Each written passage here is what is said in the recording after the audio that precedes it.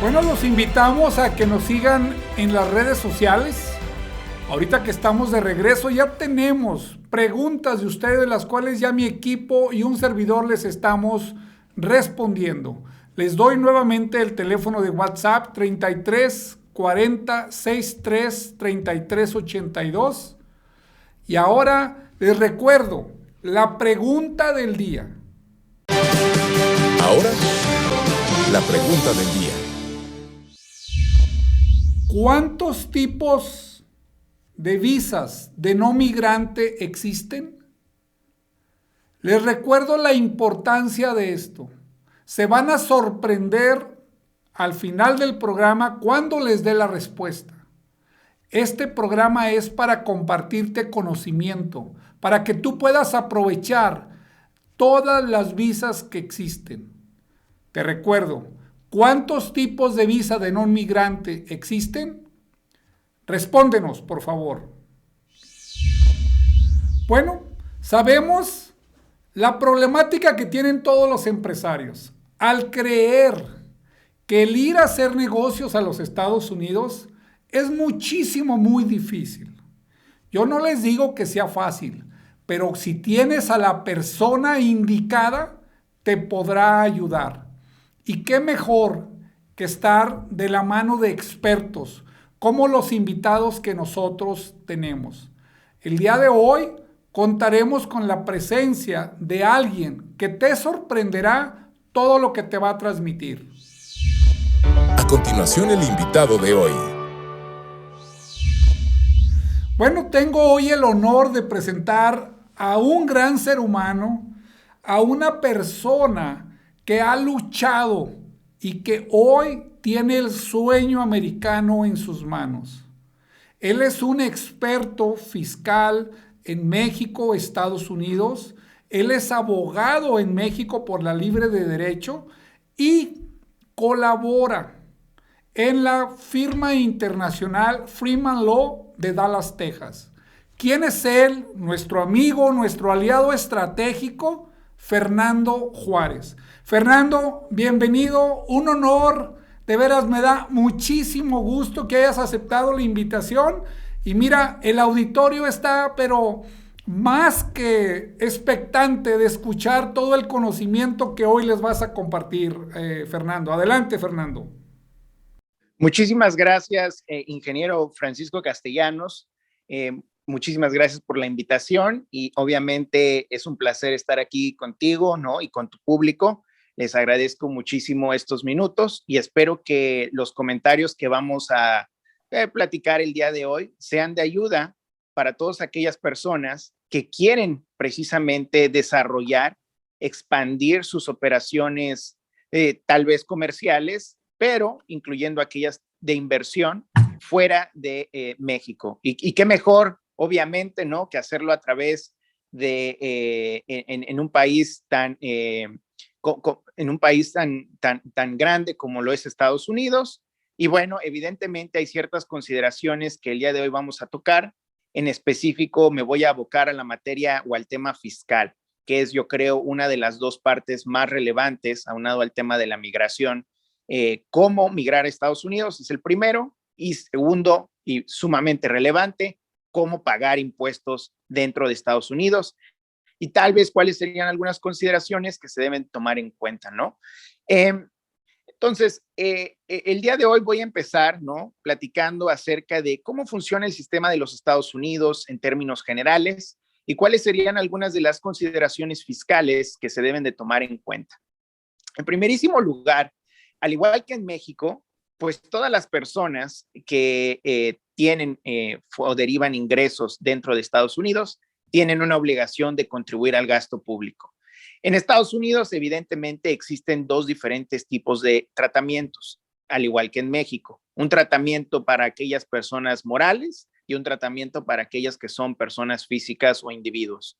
La gran diferencia en este tipo de situaciones es la tasa que te va a aplicar.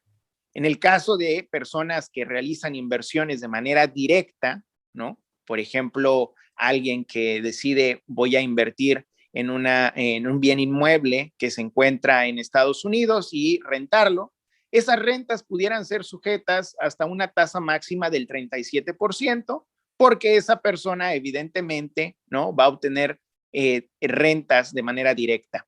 Y ahorita vamos a entrar un poquito más a detalle, no es la tasa precisamente que aplica, pero es una de las grandes diferencias, ¿no? En segundo lugar, si por el contrario una persona decidiera efectuar la inversión a través de una persona moral, pues las personas morales en Estados Unidos son sujetos a una tasa del 21%, que no es gradual, sino que es fija, ¿no? Y obviamente después de deducciones. Entonces, una primera consideración que todo mexicano, que todo empresario, inversionista, debe de efectuar al momento de iniciar una inversión en Estados Unidos es a través o cómo voy a hacer esa inversión, de manera individual, ¿no?, de manera personal o a través de una persona moral. Ahora bien, esta es la primera consideración. La segunda es qué tipo de inversiones pudieran efectuarse en Estados Unidos, y esto también genera una gran cantidad, ¿no?, de consideraciones fiscales en Estados Unidos y evidentemente en México. En Estados Unidos existen diferentes tratamientos fiscales para los diferentes tipos de inversiones. No es lo mismo invertir, por ejemplo, en inversiones pasivas, como pudieran ser tal vez bienes inmuebles de los cuales se van a obtener rentas, como lo platicábamos hace un minuto, o por el otro lado, si lo contraponemos, con inversiones activas, donde se van a llevar a cabo, pues evidentemente, actividades comerciales, ¿no? Compra-venta, tal vez se van a prestar proveeduría de servicios, entre otras situaciones. Entonces, aquí es muy claro que los inversionistas mexicanos, ¿no?, determinen con claridad qué tipo de actividad es la que se planea llevar a cabo en Estados Unidos. Y ahorita vamos a ver por qué de esa gran diferencia o esa gran distinción. Vamos a iniciar con las inversiones inmobiliarias que generalmente se efectúan en Estados Unidos.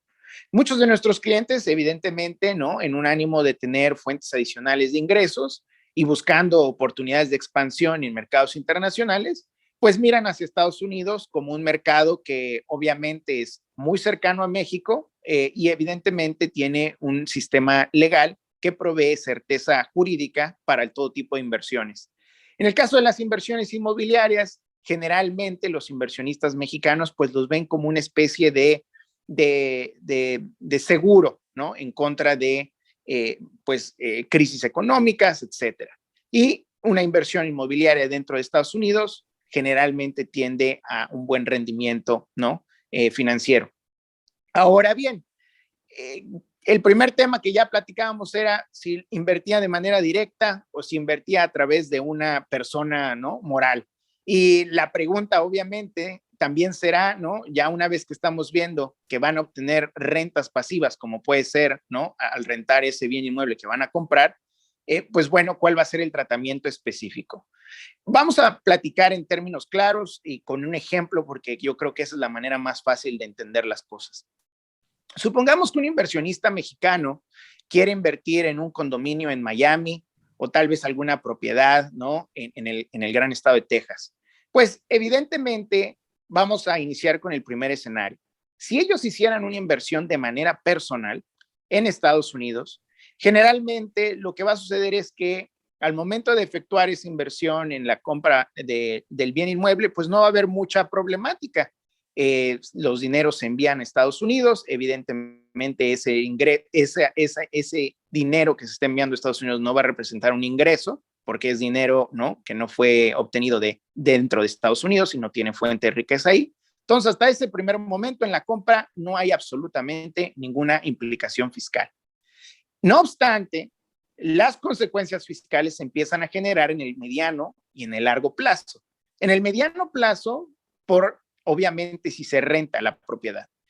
La obtención de rentas y en general la obtención de cualquier tipo de ingreso pasivo dentro de Estados Unidos, e ingreso pasivo lo incluye, por ejemplo, rentas, incluye, por ejemplo, el pago de dividendos, incluye el pago de regalías, entre otro tipo de rendimientos que sean fijos o determinables o anuales o periódicos, todo este tipo de ingresos, ¿no? Van a estar sujetos a una tasa de retención fija del 30% cuando se efectúe ese pago a una persona que es no residente en Estados Unidos. Entonces, regresando a nuestro ejemplo, nosotros tenemos a un ciudadano mexicano que decidió, ¿no? Vio una excelente oportunidad en un condominio en Miami y dijo, pues, ¿sabes qué? Yo lo voy a comprar directamente y, bueno, hace la inversión, renta ese condominio y lo que va a suceder es que al momento en el que él recibe la renta, pues le van a hacer una retención del 30% fija, sin derecho a deducciones. Entonces, como pueden observar, pues tenemos un gran problema porque la tasa del 30 es mucho más, es una tasa bastante que te castiga, ¿no? Si lo contrapones con una tasa del 21% que le aplica o si la inversión se hubiera hecho a través de una persona moral. Y esa es una primera consideración. En segundo lugar, las consideraciones a nivel de largo plazo pudiera ser, por ejemplo, en Estados Unidos, a diferencia de México, existe un impuesto a la sucesión. ¿Y esto qué significa? Que en el caso de que una persona, ¿no?, que tiene bienes inmuebles, en este caso, en nuestro ejemplo, ¿no?, falleciera y esa persona es no residente, no importa para efectos del impuesto a la sucesión de Estados Unidos. ¿Por qué? Porque el impuesto a la sucesión se fija en el lugar, ¿no?, donde se encuentra ubicado el bien.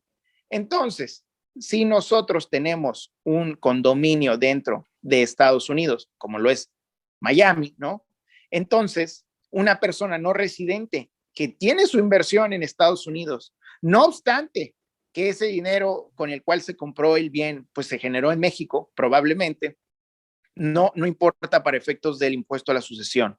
Y sería o entraría, ¿no?, sería sujeto a un impuesto adicional, ¿no?, con una tasa marginal del 40%. Fernando, tenemos que ir a corte, por favor, Fernando. Danos tantita oportunidad y continuamos. Vamos a un corte y ahorita regresamos con Fernando Juárez para que continúen escuchando esta interesante transmisión de conocimiento. Ya lo saben, aquí estamos para ayudarte a que tú crezcas, pienses y actúes como empresario global. En un momento regresamos.